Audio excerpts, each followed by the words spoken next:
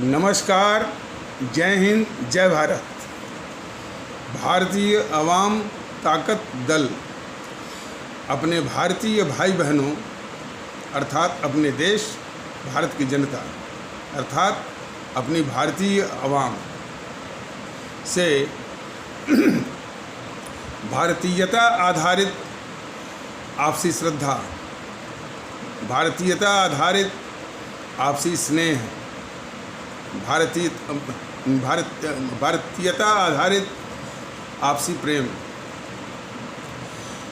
भारतीयता आधारित आपसी अखलाक मोहब्बत, भारतीयता आधारित आपसी सहयोग, भारतीयता आधारित आपसी सम्मान, भारतीयता आधारित आपसी एकता, भारतीयता आधारित आपसी भाईचारा, भारतीयता आधारित आपसी सद्भाव को समझने व उसे आत्मसात करके वैसा ही और उसी अनुसार आचरण एवं व्यवहार करने हेतु और इसके पूरे देश में प्रचार प्रसार करने हेतु और इसकी अहमियत और महत्व को प्रत्येक देशवासी को समझाते हुए, उसको समझाकर उसे अपनाते हुए वैसा ही और उसी अनुसार आचरण एवं व्यवहार करने हेतु और प्रत्येक देशवासी को अपना ही भारतीय भाई बहन मानकर समझकर अपनाकर उनके साथ वैसा ही और उसी अनुसार आचरण एवं व्यवहार करने हेतु सतत, सदैव और हमेशा अदब के साथ, आदर के साथ अर्ज करता है, विनती करता है। अब ये जो भारतीय अवाम ताकत दल और मैं अपने आदरणीय भारतीय भाई बहनों से भारतीयता के प्रचार प्रसार के लिए, भारतीय एकता के प्रचार प्रसार के लिए सभी माने जितने हमारे देशवासी हैं बगैर कोई भेदभाव किए सबको भारतीयता के सूत्र में, भारतीयता की भावना में बांधने का जो निवेदन मैं और भारतीय अवाम ताकत दल संगठन कर रहा है, अब हमारे आदरणीय भारतीय भाई बहन, हमारी आदरणीय भारतीय अवाम अब समझने लगी है, इसके महत्व को समझने लगी है और इतना तो समझने भी लगी है कि यदि भारत राष्ट्र को कायम रखना है तो इन वसूलों पर चलना ही होगा। इतना वो समझ रही है। जब ये इस तरह की भावना लोग महसूस करना शुरू किए हैं तो ये जो समाज में विखंडन करके जो स्वार्थनीति चला रहे थे, हालांकि उस स्वार्थनीति को या घटिया किस्म की स्वार्थनीति को इन समूहों ने राजनीति का नाम दे रखा है। देखिए, यह राजनीति नहीं जो चलाते हैं जातिवाद के आधार पर, संप्रदायवाद के आधार पर या सांप्रदायिकता के आधार पर, भाषावाद के आधार पर, प्रांतवाद के आधार पर, समूहवाद के आधार पर, क्षेत्रवाद के आधार पर, यह राजनीति नहीं है। ये घटिया किस्म की स्वार्थ नीति है जिसको कि इन विखंडनकारी, समाज की विघटनकारी ताकतों ने राजनीति का नाम दे रखा है। तो जब ये एहसास हमारी जनता करना आरंभ की है, शुरू की है, तो ये मैंने भारतीय अवाम ताकत दल के इस प्रयास को या भारतीय अवाम ताकत दल के खिलाफ ये जनता को भड़का रहे हैं।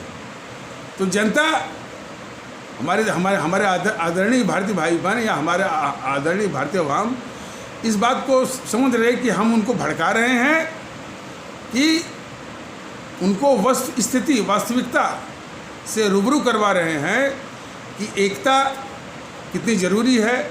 ये बिखराव को और चौड़ा करके जो स्वार्थ नीति चला रहे हैं वो सही है, वो सही है या सबको एक साथ में रहना है और बगैर किसी भेदभाव के सबको अपनाना है भारतीयता के आधार पर, ये ज़रूरी है।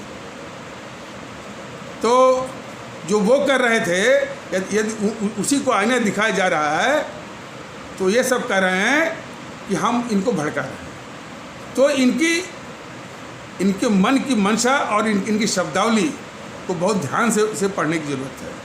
और इस तरह का दुष्प्रचार खास करके भारतीय जनता पार्टी के लोग, आरएसएस के लोग, जीएनपीसी के लोग, और अब तो शायद उसमें उस मंडली में अच्छा, और पहले से ही जो वामदल वाले थे और ये आम आदमी पार्टी के लोग, अब उसमें समाजवादी पार्टी, टीएमसी और जो है बहुजन समाज पार्टी के लोग भी उसमें शामिल हो गए हैं। वो ये कह रहा है कि ये हम लोगों का एक झुंड है, क्या इस झुंड का मुकाबला वो कर पाएंगे? ये झुंड की बात उन्होंने कहा करके बहुत बड़े यथार्थ का खुलासा किया है। वो यथार्थ यह है, और इस यथार्थ को हमारे आदरणीय भारतीय भाई बहन बहुत गौर से देखें। ये जितनी भी ताकतें हैं, चाहे वो भारतीय जनता पार्टी हो, चाहे वो जीएनपीसी हो, चाहे वो वामदल हो, चाहे उनके स्थानीय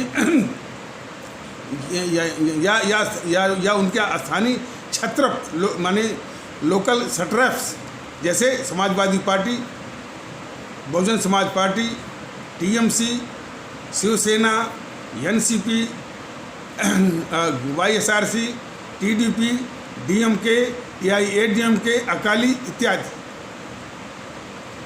तो ये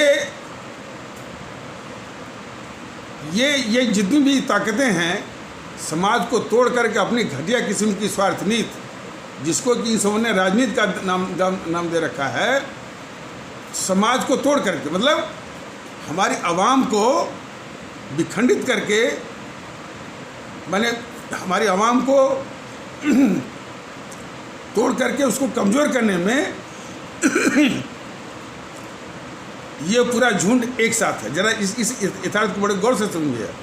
आपकी एकता को भंग करने के लिए, आपको तोड़ने के लिए ये सारी ताकतें झुंड में एक हैं।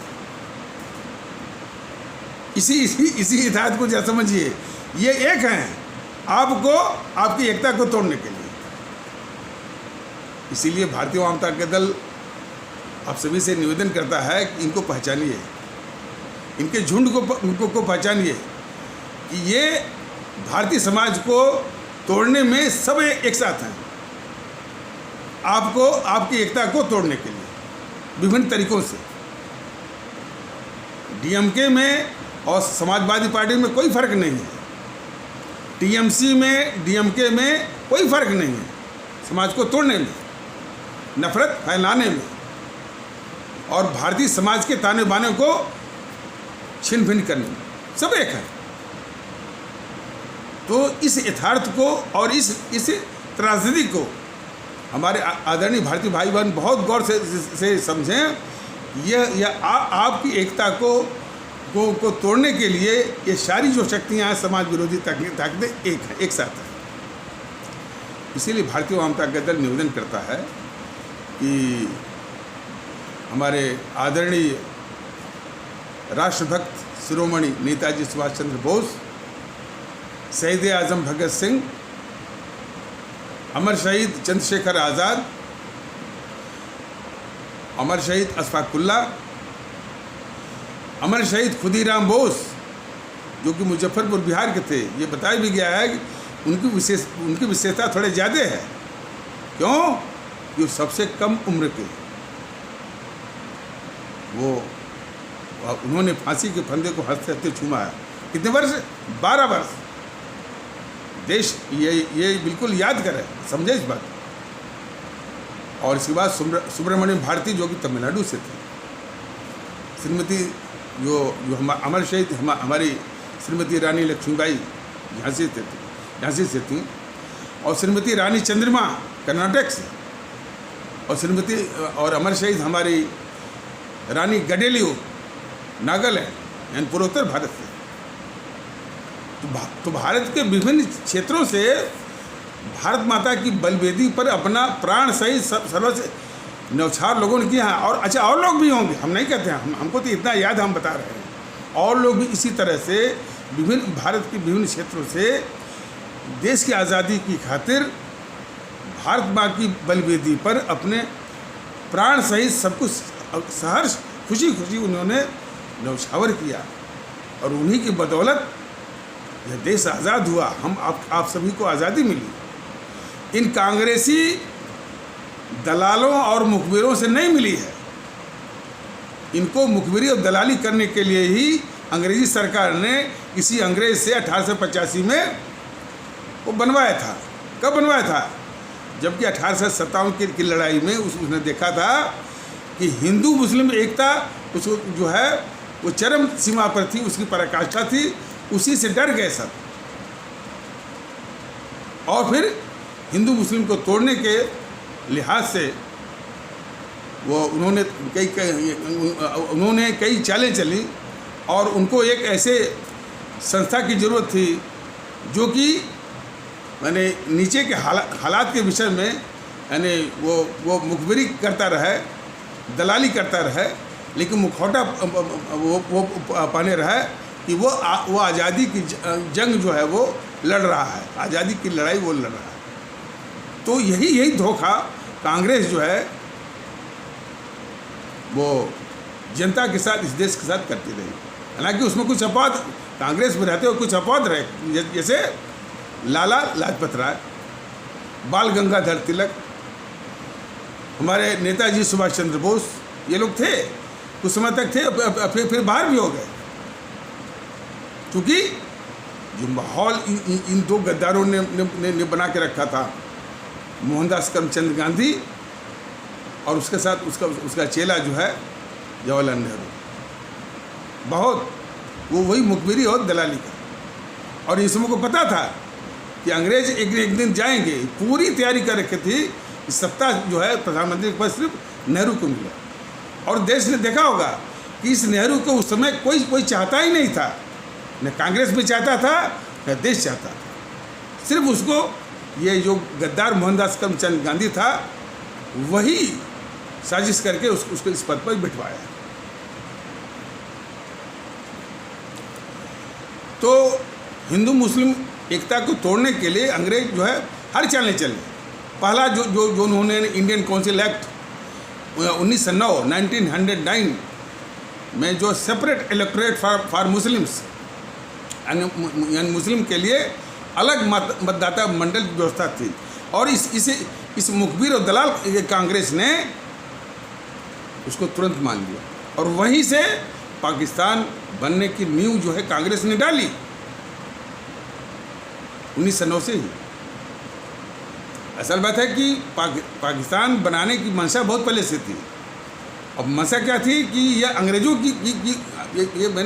की मंशा थी जो कि ये दोनों पूरा कर रहे थे कि एक टुकड़ा काटना है, और वो टुकड़ा जो है ऐसा होना चाहिए जो कि यदि यहाँ से अंग्रेज चले भी जाएं तब भी वो भारत के खिलाफ वो टुकड़ा इस्तेमाल किया जा सके। और वो लोगों ने देखा होगा, देश ने देखा होगा, दुनिया ने भी देखा होगा कि वो पाकिस्तान हमेशा भारत के खिलाफ इस्तेमाल होता रहा है काफ़ी समय तक। वो अमेरिका के द्वारा, अब जो है वो चीन के द्वारा, वो पड़ोसी की तरह नहीं है, हमेशा भारत के खिलाफ इस्तेमाल हो रहा है। ये बात जो है ये दोनों गद्दार जानते थे, मोहनदास करमचंद गांधी भी और ये गद्दार जो है वो जवाहरलाल नेहरू भी।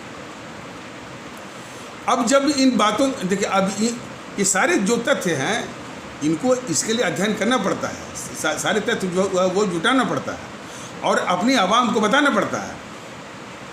इन सबों ने जेएनपीसी वालों ने तो जो पाप तो किए ही किए थे, इसके साथ गद्दारी किए, लेकिन अपने चाटुकार इतिहासकारों के द्वारा, अपने चाटुकार मीडिया के द्वारा और अपने चाटुकार बौद्धिक वर्ग के द्वारा एक दूसरे तरह की कहानी, एक दूसरे तरह का जो है एक वो नज़रबंदी पूरे देश में वो लोगों के दिमाग में ठूसे हुए थे। आज उसी नज़रबंदी को तोड़ते हुए आज भारतीय वाम ताकत दल उन अमर शहीदों के महत्व को सामने जब रख रहा है और जनता इसको महत्व भी दे रही है और समझने की कोशिश भी कर रही है, तो ये सब कर रहे हैं कि उनको भड़काया जा रहा है, समाज को वो तोड़ रहे हैं।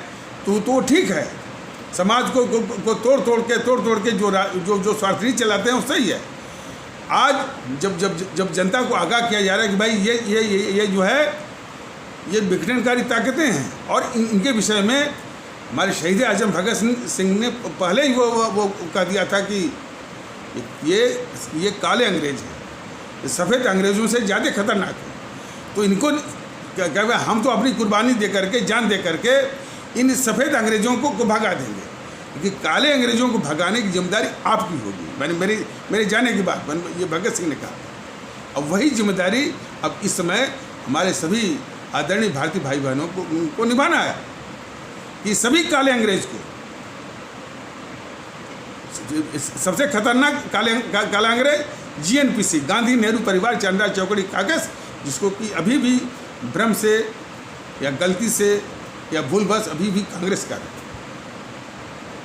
और फिर ये वाम दल, और इसके बाद जो है ये और BJP भी काला अंग्रेज ही है, और फिर Samajwadi party, Bahujan Samaj party, Akali, TMC, Shiv Sena, NCP, YSRC, TDP, DMK, AIADMK, ये सब काले अंग्रेज बहुत खतरनाक। उनको भारत की पावन धरती से नस्ल में नाबूद करना ही करना है।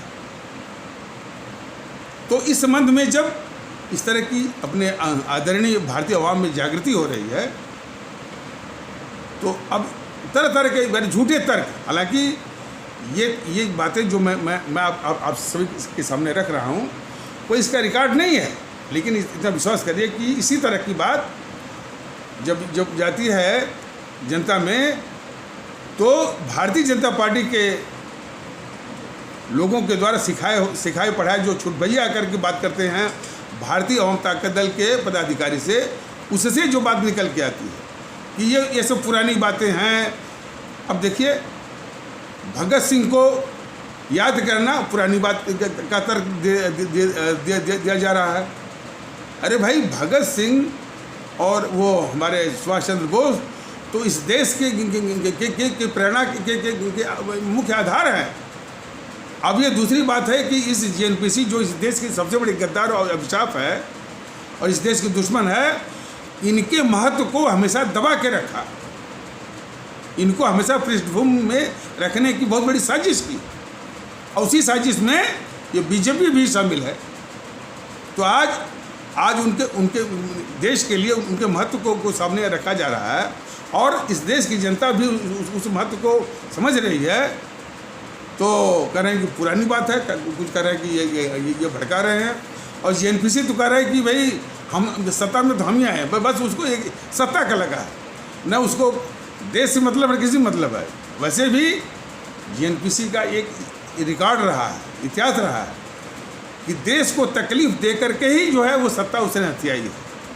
देश को बांट करके नेहरू ने लिया, हमारे 6000 सिख आस्था वाले भारतीय भाई बहनों का सरेआम कत्ल वो करवा करके राजीव ने सत्ता हासिल की, और इसमें भी जो वो सत्ता वापसी की जो साजिश चल रही है, माने जो गद्दार राहुल है, गद्दार ये सोनिया गांधी है, देश में अहिंसा, देश में तोड़फोड़ और अस्थिरता, मैंने देश के अंदर की जो समाज विरोधी मैंने देश विरोधी ताकतें उनसे, और अंतर्राष्ट्रीय स्तर पर भी दोनों से मिलकर, तो देश को तकलीफ दे करके और देश में मैंने हिंसा, देश का बंटवारा और लोगों की जान, लोगों की लाशों पर सत्ता हथियाने का इसका एक इतिहास रहा है GNPC का, गांधी नेहरू परिवार चंद्रा चौकड़ी का।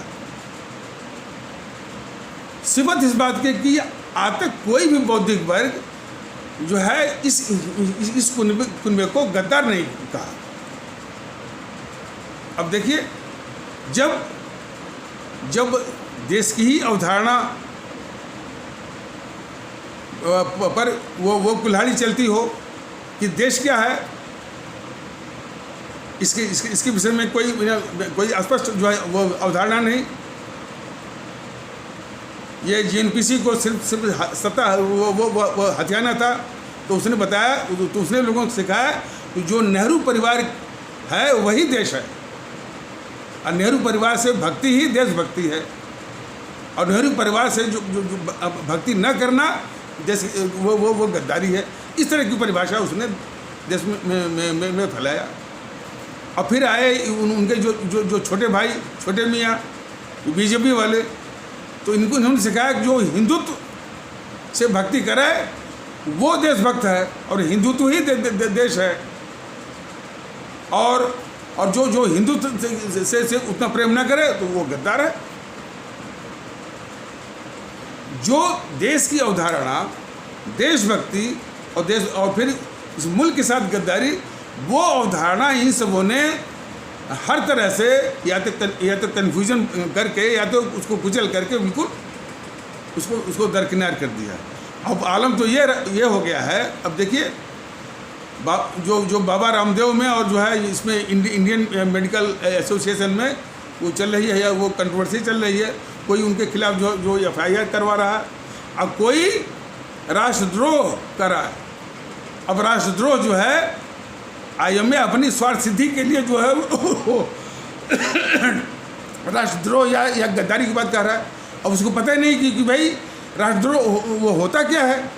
देश के खिलाफ जो गद्दारी होती है उसको बोलते हैं राष्ट्रद्रोह। तो चूंकि IMA को राष्ट्र की अब उसी की उपज होगी, इन्हीं GNPC वामदलों की उपज होगी IMA। तो ना तो उसको देश की अवधारणा का पता, ना तो उसको राष्ट्र की अवधारणा का पता।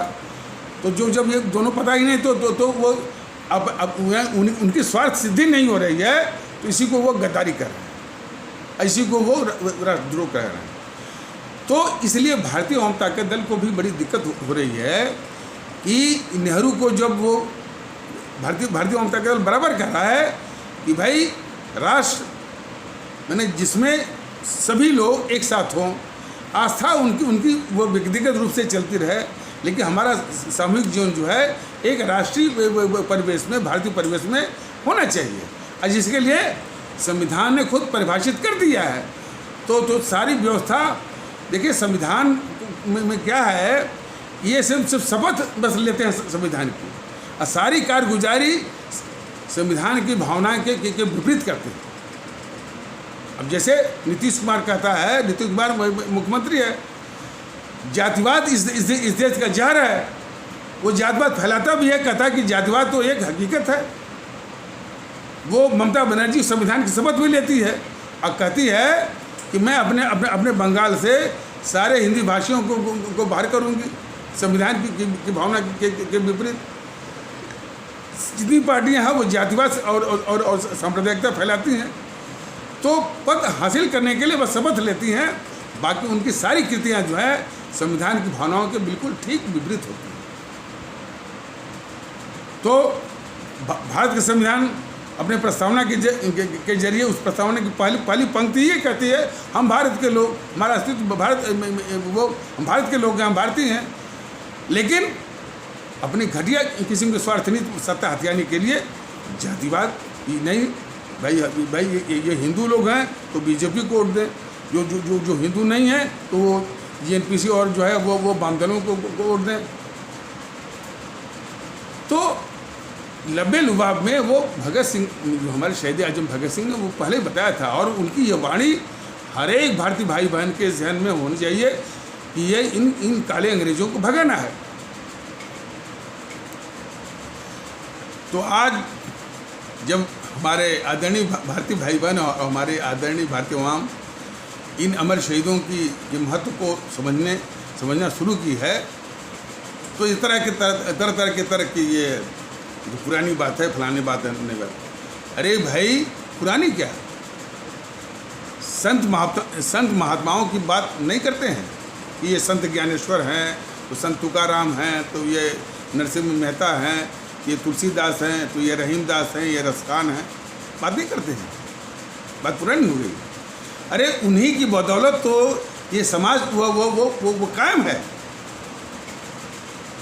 पुरानी बात क्या। अब इन सबों ने सिर्फ सत्ता और देश को लूटने के लिए इन अमर शहीदों के महत्व को दरकिनार किया, यानी वो बात दूसरी है।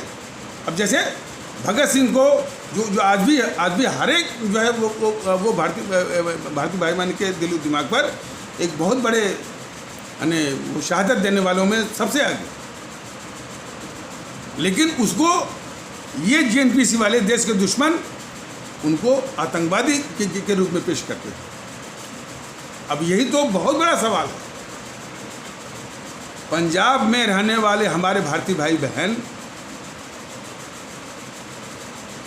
वो उस जेएनपीसी को वोट कर रहे हैं जो जेएनपीसी हमारे शहीद आजम भगत सिंह को आतंकवादी के रूप में पेश करती है। और वो जब भी कोई आंदोलन होता है या अभी आपने किसान का आंदोलन है तो भगत सिंह की फोटो लगाते हैं। तो वो जो है भगत सिंह की फोटो भी लगाएंगे और जो भगत सिंह को आतंकवादी पेश करेगा उसको वो वोट भी कर रहे हैं। तो बहुत बड़ी एक मानसिक दुविधा में हमारे पंजाब में रहने वाले भारतीय भाई बहन फंसे हुए हैं कि भगत सिंह की फोटो भी लगाना और फिर वोट उसको करना जो जिनकी वो फोटो लगाते हैं, जिनकी वो पूजा करने का दम भरते हैं, उनको ये जेएनपीसी वाले आतंकवादी के रूप में पेश करते हैं। तो इसलिए भारतीय जनता दल का अपने पंजाब में रहने वाले भारतीय भाई बहनों से विशेष आग्रह है कि आप इस मानसिक दुविधा के दलदल से आप निकलिए। ये जेएनपीसी को शून्य करिए, शून्य करने में सबसे आगे आइए और इनका सत्ता पाने के बाद जिनका चरित्र क्या होता है वो अमरिंदर को देख लीजिए ना। अमरिंदर सिंह को देख लीजिए कि उसके मंत्री जो है करोड़ों का यानी वो रेमडेसिविर जो है यानी वो उसने जमाखोरी किया होगा, पकड़े जाने की डर से वो नाद में फेंक दिया, जिसमें रेमडेसिविर जो है लोगों की जान, हमारे भारतीय भाई बहनों की जान बचाने के लिए कितना कीमती है, उसको फेंक दिया उसने। और पंजाब में कोरोना का जो कहर है, पंजाब में कोरोना के कारण जो मृत्यु दर है वो भारत के औसत की वो दुगनी है उसमें, तो देख लीजिए। इसलिए भारतीय जनता दल का पंजाब में रहने वाले भारतीय भाई बहनों से ये विशेष आग्रह है कि वो उस मानसिक दुविधा से तुरंत बाहर आ जाए, मानसिक दुविधा के दलदल से तुरंत बाहर आ जाए कि वो उसको वोट करते हैं उसको वोट करते हैं जिनको आप ही ने वो पूरा देश एक शहीद के वो शहीद आजम के रूप में इज्जत करता है, पूजता है, और उसको ये आतंकवाद के रूप में पेश करते हैं जेएनपीसी। ये बहुत बड़ी मानसिक दुविधा है। और उसी प्रकार की मानसिक दुविधा जो है ये केरल के लोग कहते हैं हम बहुत शिक्षित हैं, 100% लिटरेसी वाले हैं, लेकिन वो चुनते किसको हैं? देश के गद्दारों को चुनते हैं, देश के दुश्मनों को चुनते हैं। लोकसभा का चुनाव हुआ, 20 में से 18 एमपी आ रहे हैं वहाँ से, केरल से।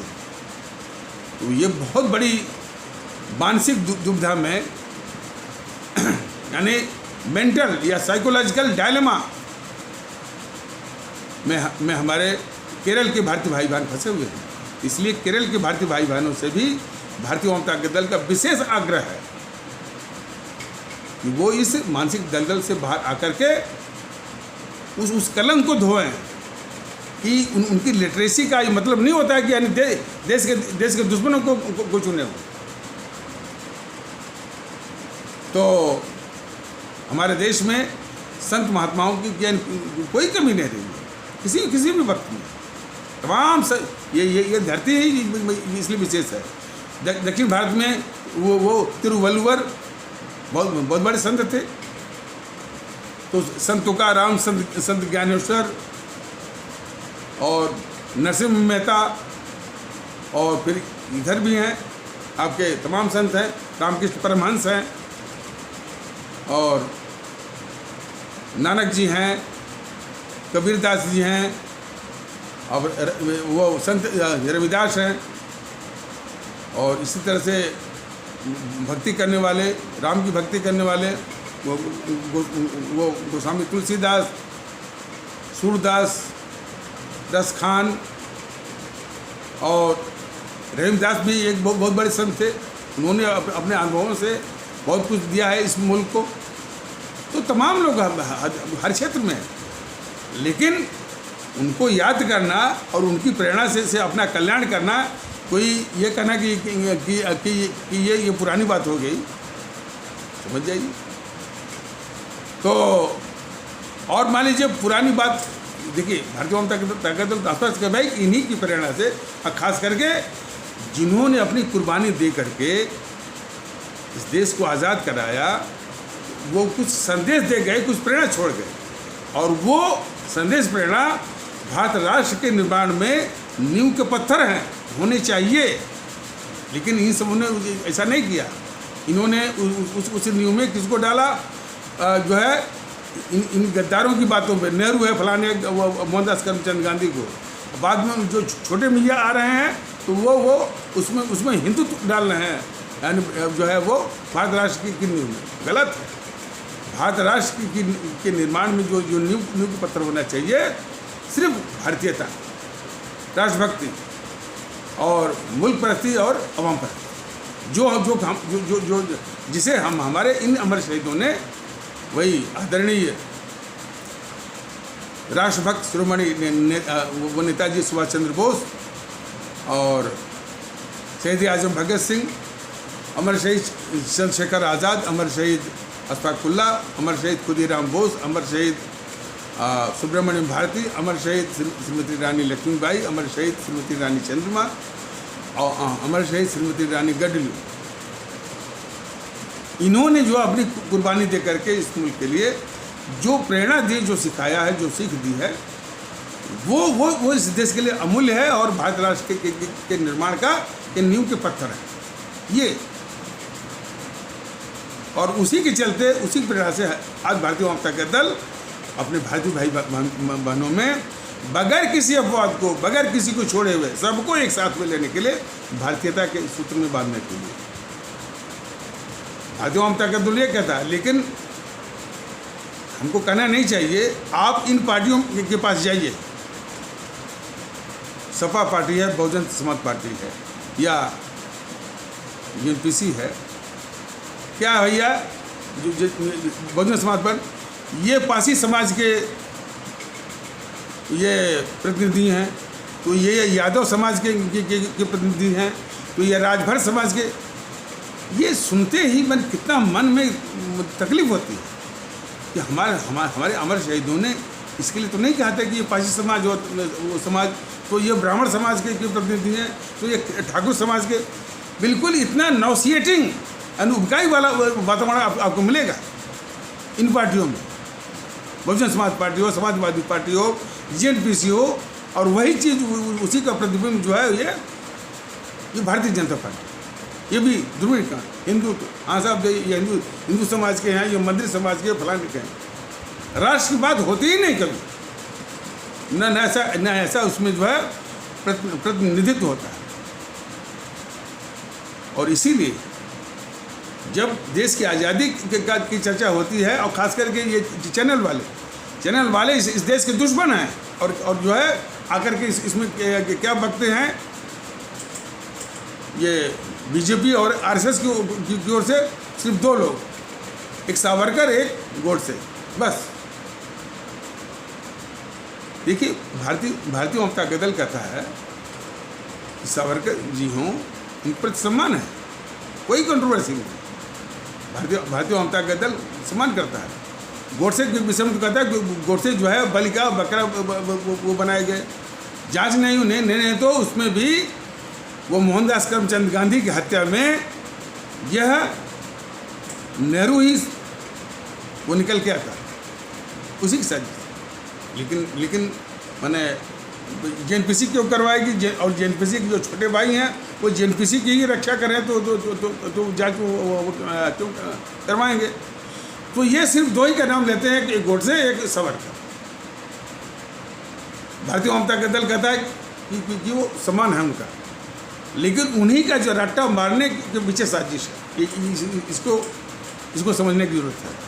कि सावरकर और गोडसे का ही नाम इतना इतना शोरीला बना दो, उसी का एक सुर मचा दो कि आदरणीय राष्ट्रभक्त शिरोमणि नेताजी सुभाष चंद्र बोस, शहीद आजम भगत सिंह, अमर शहीद चंद्रशेखर आज़ाद, अमर शहीद अशफाक उल्ला, अमर शहीद खुदीराम बोस, अमर शहीद सुब्रमण्यम भारती, अमर शहीद श्रीमती रानी लक्ष्मीबाई, अमर शहीद श्रीमती रानी चंद्रमा, अमर शहीद श्रीमती रानी गडलू, इनका महत्व जो है जनता में न आने पाए, इसीलिए बार बार सावरकर गोडसे का शोर जो है बहुत तेज़ी से एक साजिश के तहत ये बीजेपी आरएसएस वालों के द्वारा वो छड़ा गया। उसका मंसूबा यही है, मंसूबा यही है कि इनका महत्व जो है वो जनता में ना आने पाए, जो कि यही मंशा जो है, यही साजिश जो है जेएनपीसी में करती थी कि इनका महत्व जो है जनता में ना आने पाए। नाम तो लेते हैं, देखिए नाम लेना अलग है, लेकिन उनके महत्व को साजिश के तहत ढक देना, नाम भुनाना तो अलग है। वो तो कई बार बताया गया है, जिसे सुभाष चंद्र बोस का जब नाम लेंगे भुना देंगे, और खास करके पंजाब के विधानसभा चुनाव के दौरान मोदी महोदय पराक्रम दिवस उनका जो जन्मदिन है ना, वो 23 जनवरी वाले को पराक्रम, बस यहीं तक, इसके आगे वो महत्व देने के लिए तो वो तैयार नहीं है। भारतीय जनता दल ने बराबर कहा कि जब भी इसको मौका आएगा तो इनको राष्ट्र महानायक के रूप में प्रतिस्थापित करके जो नोट है, करेंसी है, इंडियन करेंसी, उस पर इस गद्दार मोहनदास करमचंद गांधी को हटा करके इन्हीं महाराष्ट्र नायक या हमारे आदरणीय राष्ट्रभक्त शिरोमणि नेताजी सुभाष चंद्र बोस की फोटो लगवाएगा। और ये इन गद्दारों का जहाँ जहाँ नाम है, जवाहरलाल नेहरू यूनिवर्सिटी, जवाहरलाल नेहरू स्टेडियम, ये पूरा इन सबों ने गंदा कर रखा है पूरे देश में। उससे इस बीजेपी को कोई तकलीफ नहीं है। और एक बात और कि जब भी ये जेएनपीसी की असलियत या कांग्रेस की असलियत बताई जा रही है और जनता जागरूक हो रही है, तो जेएनपीसी को उतनी तकलीफ नहीं होती है, तकलीफ होती है बीजेपी को। इस यथार्थ को, और ये यथार्थ तो ये सब बोली दिए हैं कि हम लोग एक झुंड में हैं, तो इस झुंड से ये झुंड जो है बीजेपी, वाम दल और जेएनपीसी, सपा, बसपा, ये झुंड हैं। इस झुंड को भारतीय जनता दल ये कहना चाहता है कि भैया यदि आप एक झुंड हैं तो आपके सामने एक हमारी आवाम है, वो बहुत बड़ी झुंड है, और वो झुंड जो है ये इस झुंड को आराम से जवाब दे देगी, और वो जवाब देने के लिए तैयार हो रही है। ठीक है, तो जो वो कहते हैं कि साहब बात जो है वो पुरानी उठा रहे हैं, पुरानी मेरे लिए या भारतीय जनता दल के लिए कि जो ये हम शहीद आजम भगत सिंह की बात उठाएं या उनकी उठाएं, और शहीद आजम भगत सिंह ने जब ये कहा कि ये काले अंग्रेज हैं, इनको भगाना है, तो बिल्कुल सही है, इसी चीज़ को जगाना है। तो ये कहते हैं कि साहब ये बात पुरानी हो गया, अब नई बात करिए, इस वर्तमान की बात करिए, कोरोना है, कोरोना इसकी बात करिए। तो वर्तमान की बात कर लेते हैं। कोरोना चल रहा है और हमारे लोग जो जान दे रहे हैं, सुविधाओं का अभाव है, कोई बात नहीं है। ये जैसी ये बीजेपी है और जिस तरह से जो जेएनपीसी है उसकी सरकारें हैं, और ख़ास करके गहलोत है, और वो कौन वो हेमंत सोरेन है वहाँ का, झारखंड का, वो तो कहता है भैया कि हम कुछ कर ही, हेमंत सोरेन कहता है कि हम कुछ कर ही नहीं सकते, सिवा कफन वो दे सकते हैं। साथ योगी सरकार ने भी बोला कि भैया हम जो है वो अंत्येष्ट क्रिया का इंतजाम कर सकते हैं। कुछ ऐसे ही है, बिल्कुल हाथ खड़े कर देना। और उसी से जब सवाल होता है तो बीजेपी वाले, खास करके बीजेपी का जो राष्ट्रीय अध्यक्ष है नड्डा, वो कहता है कि प्रधानमंत्री जी मुख्यमंत्रियों से बात कर रहे हैं। क्या बात करेंगे भाई? जो कह रहा है कि हम कोरोना के काल में भी जो है, जैसे वो झारखंड वाला जो हेमंत सोरेन है, कहता है कि हम कुछ कर ही नहीं सकते भैया, हम सिर्फ कफन का इंतजाम कर सकते हैं। वही हाल जो है जिसका वो उद्धव ठाकरे का, वही हाल जो है विजयन का है, वही हाल जो है वो ममता बनर्जी का है, वही हाल जो है गहलोत का है, वही हाल जो है वो अमरिंदर का है। तो ये मोदी महोदय क्या इसी के लिए बात कर रहे हैं? मेरा धोखा। सवाल इस बात का है कि कोरोना की बात ले लीजिए, बहुत बड़ा धोखा ये दे रहे हैं मोदी महोदय अपने भारतीय भाई बहनों के खिलाफ भी और इस देश के भी खिलाफ। इतनी जो है कालाबाजारी हो रही है, इतनी चोरी चमारी हो रही है, लोगों की जान जा रही है। क्या कर रहे हैं मोदी जी? देश के दुश्मनों को पाल रहे हैं। धारा 356 ये वो जनता की रक्षा के लिए। ये केजरीवाल कितना ये अवाम विरोधी है। खैर झूठ बोलने वाला तो वही है। उस झूठ को ढकने के लिए वो सैकड़ों करोड़ रुपया खर्च करता है विज्ञापन पर। और ये गद्दार चैनल जो है उसके झूठ बोलने वाले विज्ञापन को लेते हैं। थोड़ी भी देशभक्ति नहीं थी कि भाई ये तो देश का गद्दार है, पैसा ये जो पैसा मिल भी रहा है तो उस पैसे को ठोकर मारते। देशभक्ति ये कहती है, लेकिन नहीं, पैसा उनको मिल गया तो उसके झूठ को दिखाना वो चालू कर देंगे, चाहे जी न्यूज़ वाला हो, चाहे इंडिया टीवी वाला हो। तो ये पैसे पर हमेशा गद्दारों को हमेशा आगे बढ़ाते हैं ये टीवी चैनल वाले। इसीलिए तो भारतीय जनता दल बराबर कहता है कि भाई हमारा देश जो है इन समय से वो सुरक्षित नहीं है।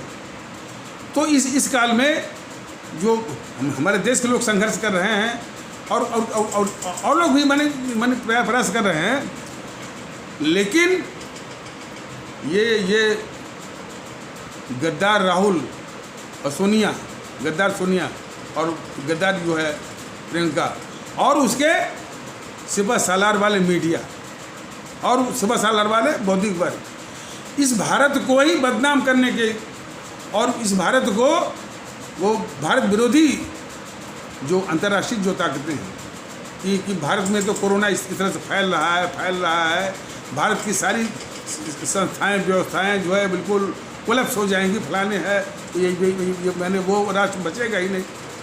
देश को बदनाम करना, मैंने ये जीएनपीसी मंडली और वाम मंडली और उसके साथ सभी चिपके हुए समाजवादी, बहुजन समाज वाले, उद्धव वाले और उनके सिपहसालार मीडिया मिलकर के इस देश को बदनाम करना। तो उसको कुछ नहीं करना। ये देख लीजिए, ये तो वर्तमान है, बोले नहीं भाई वर्तमान की बात करिए। तो उस गद्दार राहुल गांधी को ये मोदी महोदय बिल्कुल पाल रहे हैं। वो जो अच्छी कोठियाँ, विदेश जाना होगा तो स्पेशल जो है एयर इंडिया की फ्लाइट, उसकी 3000 बसें जो है क्लस्टर बसें वो चलाई जा रही हैं। सारे व्यापारिक माने ये प्रतिष्ठान उसके चल रहे हैं। और काला धन जिसके विषय में मोदी जी ने कहा था कि हम लाएंगे, इन सबों को लूटा हुआ काला धन, वो उसके काले धन की भी रक्षा कर रहे हैं कि यानी कोई उसकी बात ना करे। अगली वर्तमान इनका। और जब भी हमारे देश के लोग और यह देश इन भारत विरोधी ताकतों के द्वारा संकट में पड़ा है, तो मोदी जी ने हमेशा इन देश विरोधी ताकतों को बचाया है। सीए पर क्या हुआ? सीए पर ये दोनों एक ने हमारे देश के लोगों को भड़काया और खैर देश में भी जो